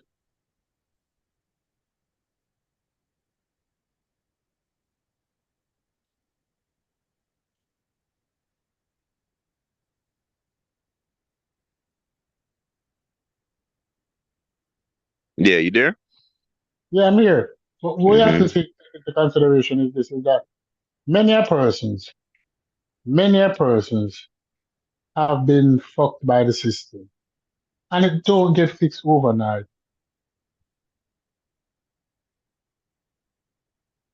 I don't know. I It think don't there's get I it don't don't get know. fixed overnight. There's got to be some sort of threshold. There has to be some sort of finish line. There has to be some sort of end We point, would an hope so. end goal of some sort. We would hope so that the finish line is achievable in the quickest of ways. But damage that is done, healing. Somebody meets in a car accident. They don't heal instantly. Sometimes it takes years. Sometimes it takes decades. Sometimes they never heal. Hmm. Sometimes they never heal. We have to take that in But consideration. What you're implying that hmm mental health is not real. That's what you're implying. You're implying that mental health is not real. That when a person, because you can see physical dysfunction, you'll call that hmm real. So somebody gets a broken hand, a broken finger, you'll you'll say, okay, the person is that way, is disabled because they have actual physical damage. But you don't see mental damage as actual damage. And No, no, no. mental damage Listen, is there are as instances, for example, a soldier goes to war and he sees atrocities and that sort of thing and it messes him up. Obviously, there are instances where, a person's going to have mental issues. And I've never been through anything that horrific, right? So obviously, yes. But I'm saying for the most part, particularly in a first world society like America, in most instances, it's just people being self-important and entitled. Like a lot of these dudes going to. let's say Mhm, there's a 14-year-old boy in Jamaica who got raped by three police officers. I don't like mhm. you who got raped by three police officers when he was 14 years old. These officers got 10 years each and went to jail. When should he get over his problem? Right, How and much that's what years? I'm No, saying. no, no, I'm asking you. No, I'm asking R- you. In your estimation, how long right. should it take that young man to heal? I've already given deference to those outlier situations that are so egregious that yes, I get it, but that is a sliver of the mental health pie. The lion's share of it is people complaining because they can't get a bunch of stuff that they want.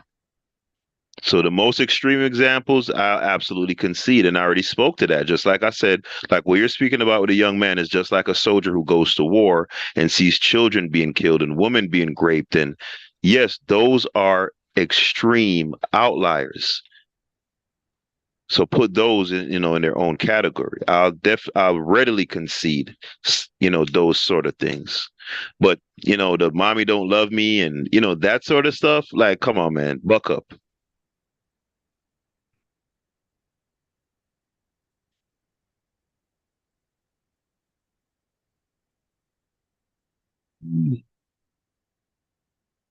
Uh, the mommy don't love you. The feeling of isolation, the feeling of not being loved. You must get over that also as quick as Yeah, yeah, possible. yeah, yeah. But particularly again, going back again, there is a much more grace that I'm gonna give women. You're a dude. Stop the fucking cry. Like, stop the blood clot crying, as Biggie Smalls would say. All right, nobody So don't want to hear it. a young man who was homeless, who got thrown out of the house at 12 Hmm. years, Hmm. he should get over it as soon as Yes, yes. Get yourself together. who never felt love, who didn't understand, who never hear somebody say, I love you. Oh my God. To you, that's not important, right? Listen, we all want to be. No, no, We all want to be no, loved no, and all that. Hmm. no, because you have to understand. emotional damage to you, you don't recognize emotional damage. I do. So If three police no, officers no. grape you, that's legit emotional damage. I can't argue with that. Your mama But don't love you, or you got kicked out the house. Yeah, that shit is messed up. But life, you go in a situation where you were. I'll tell you this story. What I tell people: most black men enter into a relationship with some women because they didn't really love the woman. They were trying to save their mothers. They see weakness in these women and they show compassionate to these women because they always hope that somebody would have shown the level of compassion that they're showing to this woman, to their mother. That's a mental health issue. And it's scars that we carry for years that we self mutilate and destroy ourselves in a hope to turn back the clock. We try to save people that don't require being saved. That's a mental health issue. And so we end up with women with 2 and 3 children who was never in our best interest. We go against our best interest because we're carrying mental anguish for many years. Now, you are saying to me that that person should get over that ASAP as soon as possible. yeah, that whole "my mama don't love me" thing. Like, I get it, dude. Like, for me, all right, let me share my personal story because I did want to get into some personal stuff. I did say I was going to open up, right? My mom, personally, I've never been able to get the love and respect from my mom that I've always wanted. And I've sought my mom's validation for a very long time. And it just wasn't forthcoming. And it caused me a ton of consternation in my earlier years when I couldn't figure it out. It caused me a lot of grief to the point where I got disillusioned with life, and it handicapped my development. Because for me, my mother wanted me to be a lawyer and that sort of stuff, but which I could have been. I had the chops for it, but I couldn't find any purpose or meaning in life because for me, none of it really mattered because my mother doesn't love me. Like, who cares about some lawyer career if my mama don't love me? Now, as a young man, or the prepubescent, a teenager, whatever, I guess to some degree that could be permissible. But if you're 40 years old, still running around saying that your mom, don't respect you or won't give you any validation, like, dude, like, you're lost. Like, you get it. Well, you don't have to get it together because at some point you are going to leave the earth. So I guess you could do whatever it is that you want. You could keep wallowing in self-pity or whatever the case may be. Let me tell you how bad my mother is insofar as how, she relates to me. Now, we had been having personal issues for a very long time. The particular direction she wanted me to go in, I wasn't going in, right? Now, things had gotten so bad to the point where she came to me and suggested therapy. And I acquiesced because I was desperate. I love my mom dearly, and I want us to have that typical storybook type of mom-son relationship. So even though I don't subscribe to the notion of going to talk to some stranger and paying them money, I was willing to try anything. So I'll go to the therapy session, and as therapists are wont to do, they start off with your childhood, all right, mine. And then after he basically got a basic profile of being who I am, he then turned to my mother and then basically explained to her that, hey, you're his mother. So obviously you're a factor in this. Therefore, your behavior and things like that, we have to assess that. And my mother took offense to that. She basically told him, man, look, I'm here to fix him. There's nothing wrong with me.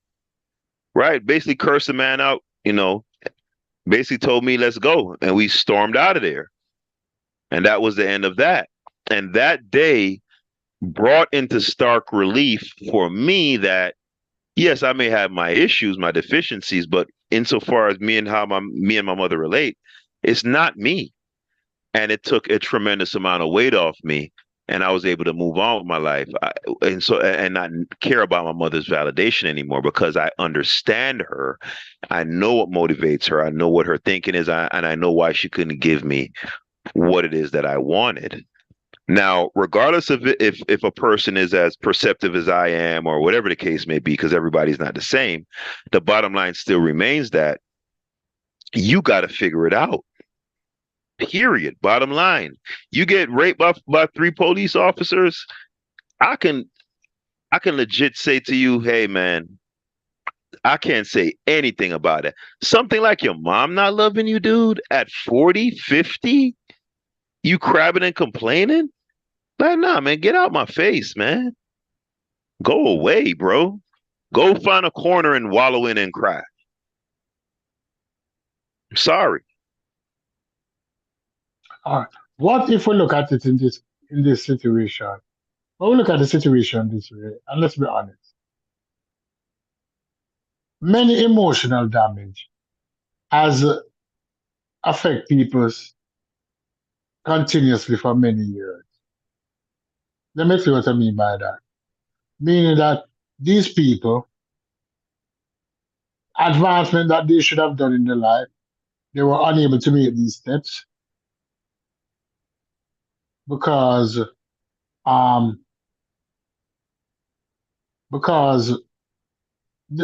had a stumbling block.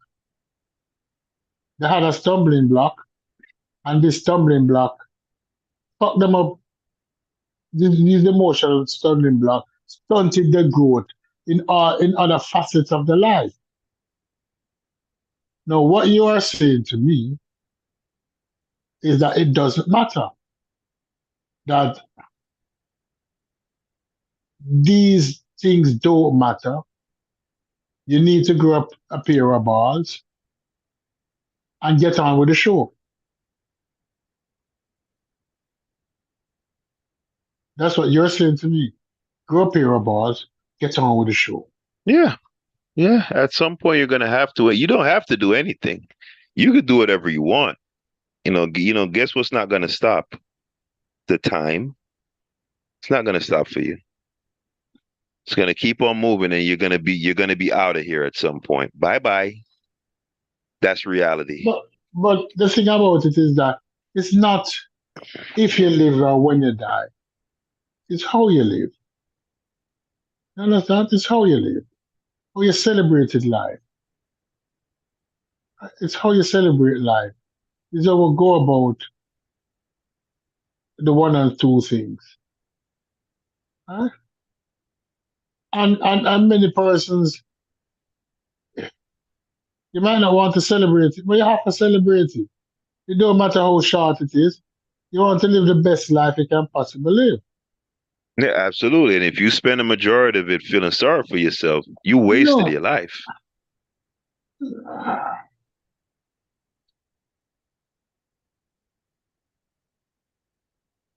I understand how you think, but life can operate differently because sometimes a day of happiness.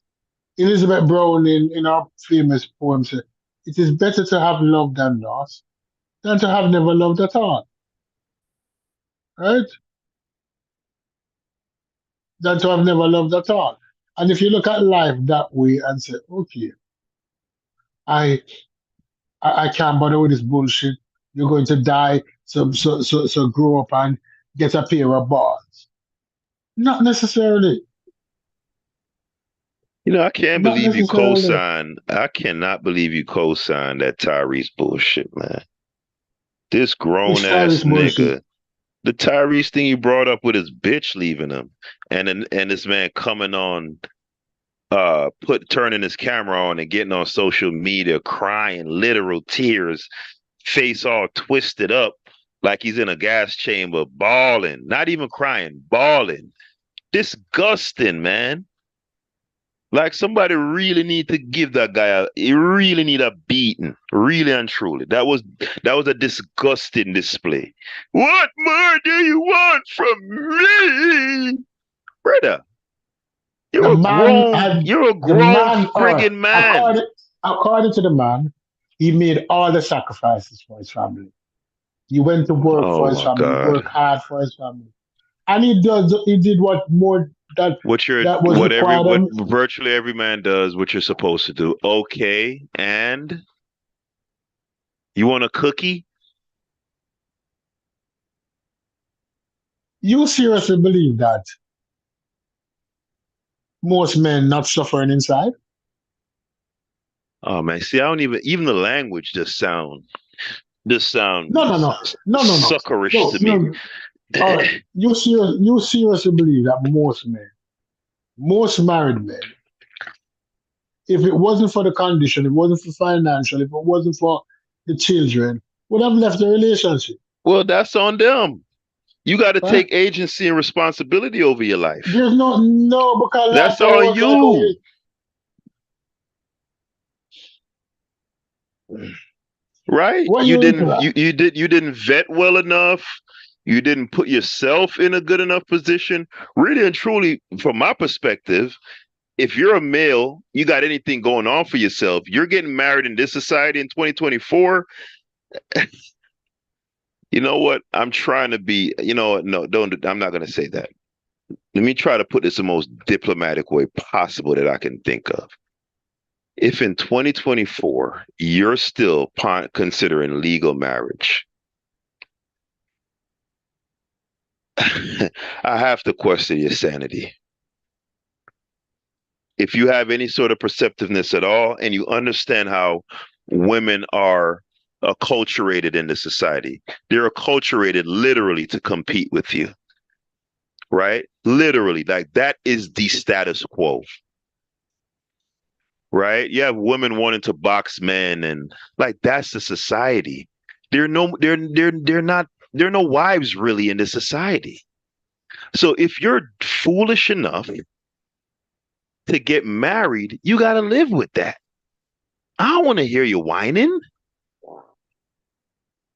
And nobody else wants to hear it, really. There are people who will pretend like they care, but they don't. No one cares. And you have to pay the person who supposedly is giving you therapy. You got to pay them. They don't care either. Stop paying them and see what happens.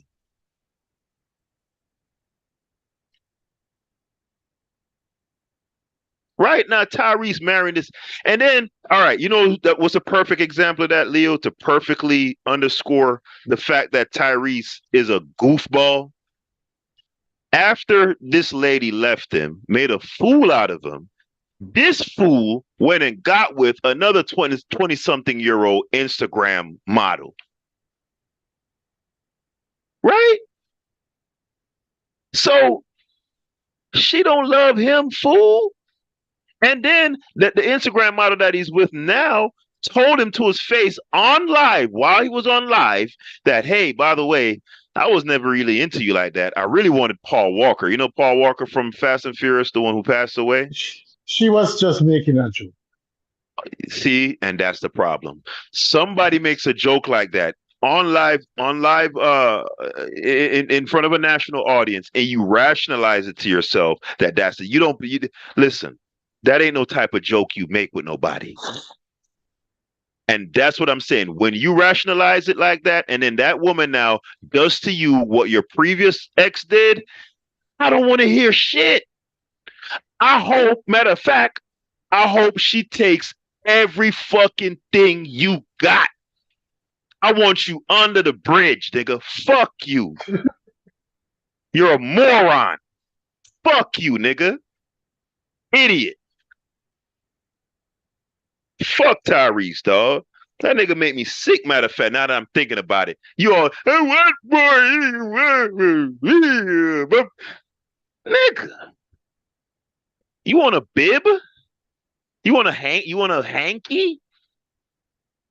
A pacifier? Like, bruh. Nah, man. Nah. And that's the reason why, too, we keep blaming these women. We can't blame women. Women are reactors, man. They react to the ground underneath them. It's the men who shape. Question. This is a simple question.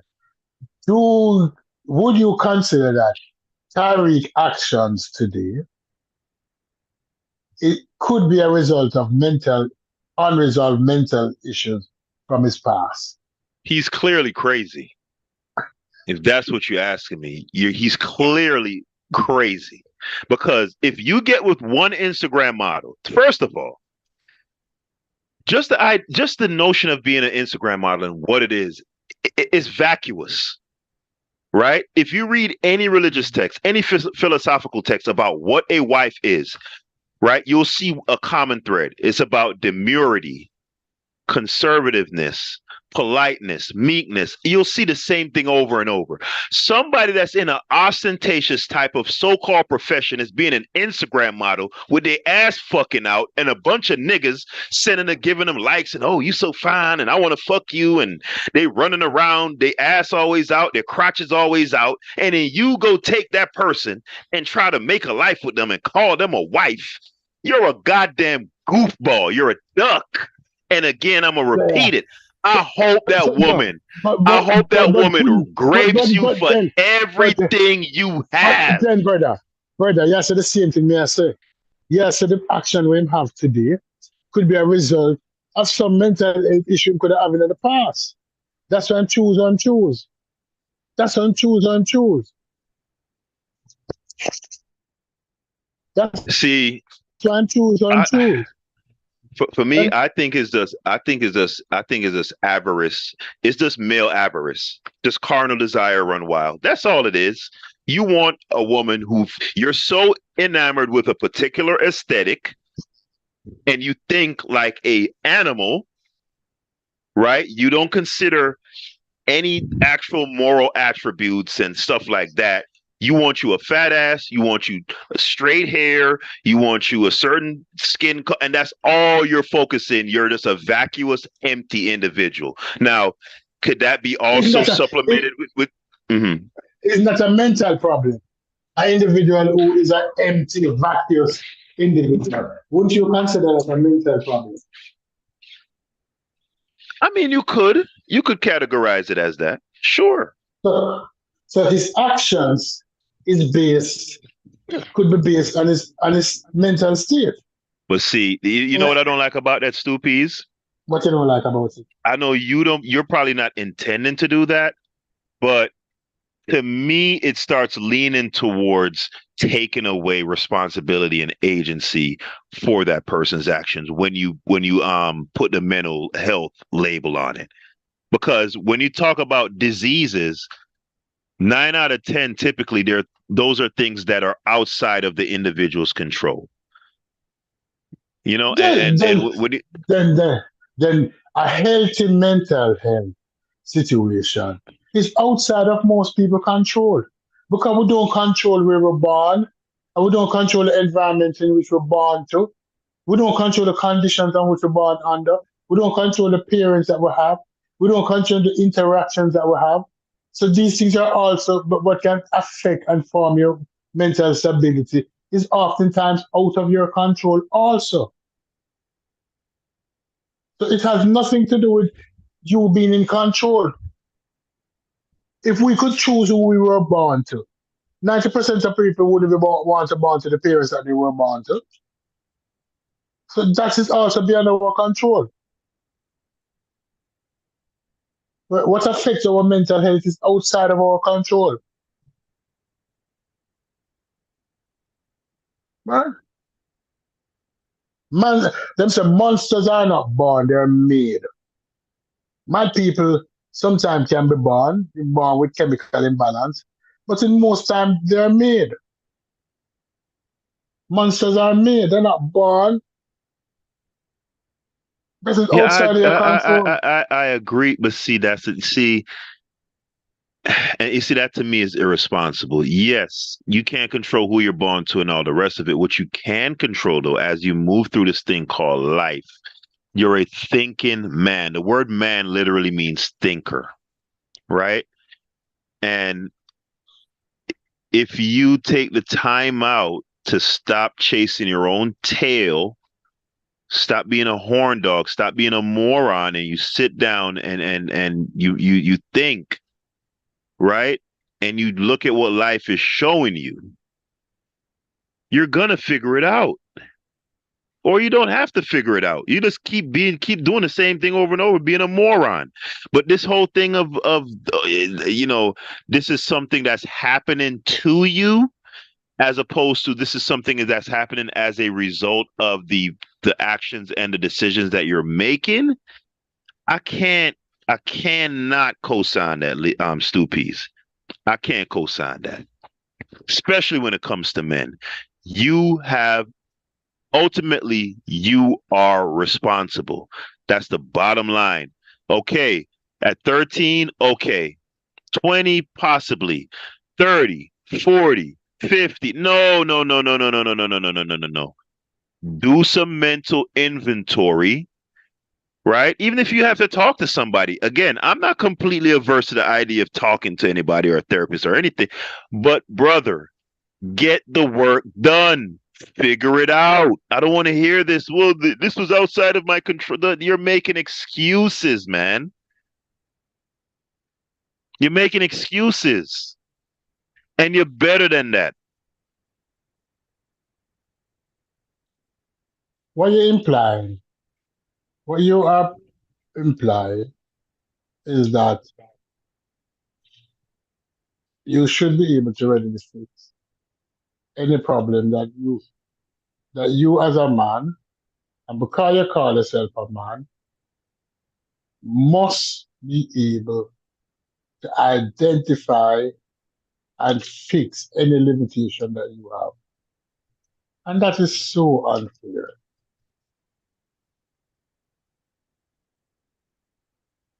I mean, you don't have to. You don't have to do anything. You can keep doing what you've been doing and keep getting what you've been getting. You're not obligated to do anything.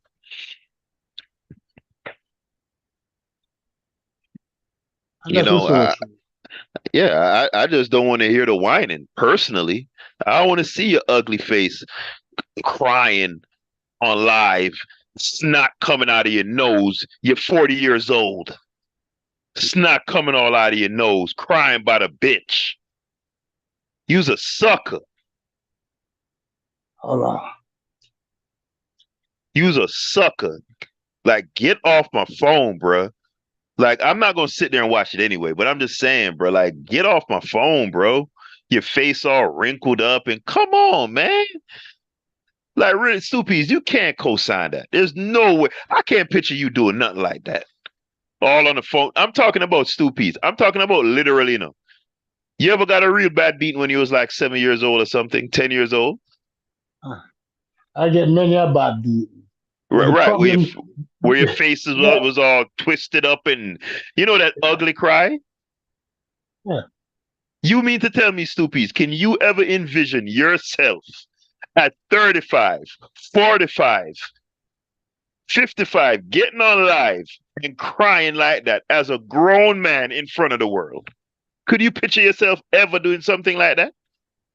I hope I wouldn't. Hope? You wouldn't do it, you wouldn't do it, Stu Peace. You wouldn't. Well, Tika, he claims he was crying for his daughter because supposedly, I guess, she was kind of weaponizing the daughter and not allowing him to see her or whatever. But even so, and I know he wanted to get it out into the public because that would help possibly his situation. But still, man, brother, come on, brother, come on, man, come on, man. Nobody. And Tika, can you keep it real, mama? Keep it real, Tika. When you saw that nigga with his face all twisted up, crying, snot bubbles coming out his nose, you recoiled. Just naturally, as a woman, you cringed. Tell me you didn't. Like, nobody don't want to see no grown ass man. Come on, man. Nobody wants to see that. Like, come on alive and tell us how this woman is hamstringing you and making it difficult for your daughter. And you could be passionate and all that, but I'm crying snot bubbles? Like, really? No, Stu Peace. It can't co-sign that, brother. You can't co-sign that, brother. Listen. Everybody deal with pain in their own regards. And I can manage pain. I am numb to pain. And not because I am numb to pain, mean that my approach is right. But I have to be honest. Not because I'm numb to the shit means it's right. Don't because I'm numb to it means I don't feel pain. I feel pain. I'm a human being, I'm flesh and blood. But not because I'm numb to this bullshit, meaning that, okay, you're numb to it, you don't feel it. That's not true. That's what we do. We numb ourselves out of it, and I do shitty things to get myself numb to pain. And I know what I'm doing most of the time. Is it right? No, not right. But it's something that we deal with. It's a coping mechanism. It's a coping mechanism. Right? It is. And we do it as people, we do it as men. We numb ourselves to the fact. But then when you look at it, you be truthful, you say, then why is it that so many men commit suicide at a higher rate than women? Why is it that so many men kill their wife? I mean, because the world is just a harsher place for men. Like, you have to get it done. Like, again, we live in a extremely If a man, according to you, if a man should man up, there should be no reason, absolutely none, you would want to hurt somebody to deal with his own pain. Because a man up, that's what you said. When a man up, him deal with him pain. Right? And I'm telling you that mental health is as deleterious to your health as physical health. Right? Yeah, but even physical health, for the most part, is within your control. No, like for certain diseases, we can deal with them through diet, exercise, what's the number one killer of people in America? Heart disease. There you go. And what is this mainly prompted by? Obesity, overweight, bad eating. There you go. Lack of exercise. There you go. Right. That's why, for the most part, diabetes and other stuff, typically we have agency over that. And I'm saying to you that if people recognize that, because it is no secret that these diseases are the number one killer, yet still they kill every day. Explain that. If everybody know that heart disease is the number one, because people keep stuffing their face. They live in a society that's abundant with resources and food. And a lot of time people are lonely also, like you pointed out before. And they do a lot emotionally. People live in an environment where emotionally they're not strong enough to deal with it. And that's a mental health issue. And they probably need the tools to address some of these shortcomings. But if you would have it, say how you have it, you're saying that no, these people are stupid. They're dumb. They're weak.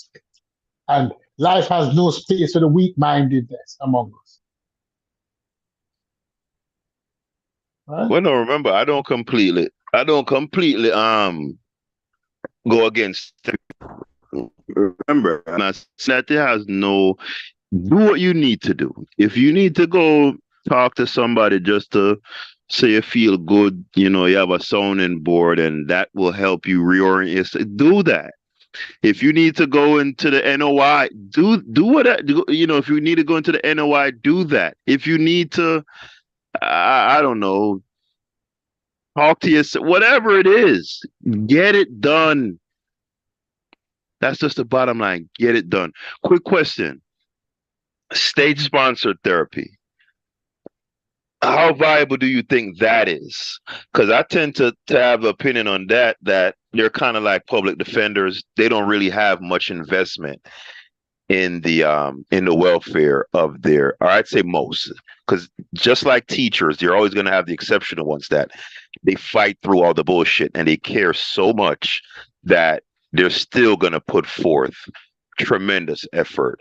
But I want to say, from my vantage point, that the lion's share of them, they're just going through the motions. What's your take on that? My take is this, is that people in general will always do what people in general do. People always do what people do. Right? People always do what people do. They're always going to run and hide, and you're going to always have strong and weak. Just like how you have strong teachers, you have weak teachers. It's nothing that we can do about it. Just like how you have strong therapists, you have weak therapists. It's part of the system. It's part of what go on a daily basis. You have the strong and you have the weak among us. Right? But you cannot say, based on XYZ, that it don't work. Right? You cannot say it. It's like certain schools in Jamaica. The top schools, the Immaculate, the KC, the Georges, have better teachers. Right? They have far better teachers than a new secondary school, the Ozemati and what the school in Portia seems to name about name again? The Charlie Smith and no, they don't have the best teachers. They don't have the best teachers. We know that. We know that from a long time, that these schools don't have the best teachers. So what we do? What we do? We just accept say a child is going to be less successful at a school with the less competent teacher. Somebody who needs therapy is not going to be as successful as somebody who has a better therapist. But the other thing we also need to take into consideration is that if you are not ready to do the work, if you're not ready to do the work, it doesn't matter what a therapist will be able to do. If you as an individual is not ready to do the work, it don't make any sense. It is what it is. You know, typically I imagine that those state-sponsored therapists are kind of like public defenders too, in that I would imagine that they tend to have these really huge workloads. You know, yes, I'm just imagining. They have the huge workload, but you're mandated to go to therapy. You go to therapy, right? And then many of them will now take on the thinking that, listen, if the sick don't care what doctor's supposed to do, I cannot change you. I am not God. It's like remember my first wife, he said, I will make you. He said, make me. I never know that I'm married to God. That you can make a man, that you can make man. I never know that. I never know that, right? Nobody can make anybody. And most people not ready. They're not ready for change. That is it. But it can work. It can work. And sometimes when you as an individual identify that change is needed or change is necessary, you don't need a highfalutin therapy. Sometimes you just need a friend. Sometimes you just need a shoulder. Sometimes you just need to be pointed in the right direction. Mm-hmm. Right? Yeah, that's why I never object to that. But sometimes you're in a situation where the people that are around you are not equipped to deal with what you are going through. So then it might require professional help. Right? It might require somebody who has the skills and the tools that are able to deal with what you are facing. It's not everybody have the tools.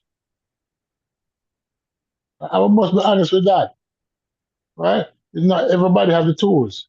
It's not everybody, right? And it's not everybody faith-based, right? It's not everybody faith-based. And then can say, oh, Jesus will help me. Oh, Jesus, I love the way you talk. No. Sometimes somebody needs professional help.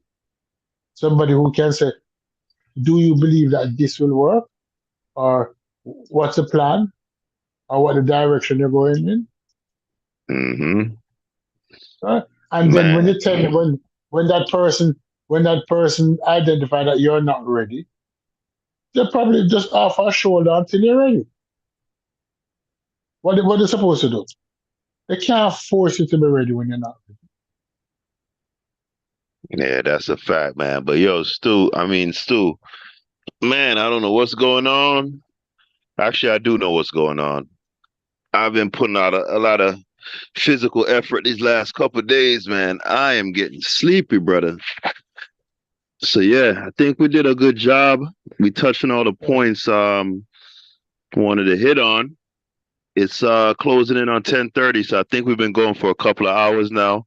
Yeah, 2.5 hours. It's time for us to say, it's time to sing the music. It's time to dress up, right? It's time to meet the Muppets on the Muppet Show tonight. Mm-hmm. Yes, sir. It's time to say cheerio. Good people. So happy. Yeah. And if anybody have any questions that they would like us to deal with, feel free to leave it in the comments. Leave it in the comments. Yeah. Well, you know what, Stoopies? Black Egypt is hogging up all the bandwidth right now. So unfortunately, the pharaohs, they've been dead now for what, at least, what was the latest one? A few thousand years, right? And they're still giving us a beating, Stoopies. So anyway, happy Monday, people, man. Have a great rest of your week. We spinning the block on Wednesday. We pulling back up on Wednesday. And on Wednesday, we're going to be talking about the N-word. Yeah. Are non-FBA allowed to use the N-word? And I can tell you my point of view. The N-word in the Caribbean. No, you're supposed to save that. For Wednesday, save the bullets. Save the bullets. We're saving the bullets. We're saving the bullets. Yeah. So as for now, man, it's Black Egypt right now, man. We on Black Egypt, man. So to everybody, man, viewers and subscribers, those listening on the playback, Peter Bag Juice, your favorite Jamaican. I'm out. Stoopies. Talk to them. Big up yourself, and don't let anybody telling you that you're mad. We as a people need to change that diatribe, where if you have mental health issue, you're mad, so you keep it to yourself, and you die inside. Stress is a major contributor to most illnesses. And one of the biggest stresses we have is mental health stress. So don't let anybody be telling you that, oh, you're crazy, you're mad. No. And if you need help, go seek help. Because sometimes you don't have the tools. You don't have the tools or the word or the knowledge to deal with your problem. And there's nothing wrong with seeking help. And there's nothing wrong with telling people that you're seeking help either. Because half of us functionally mad. And we're not acting like we're denying it. All right, later, folks. Yes, guys. All right, guys. Have a good evening. See you guys Wednesday. We out of here.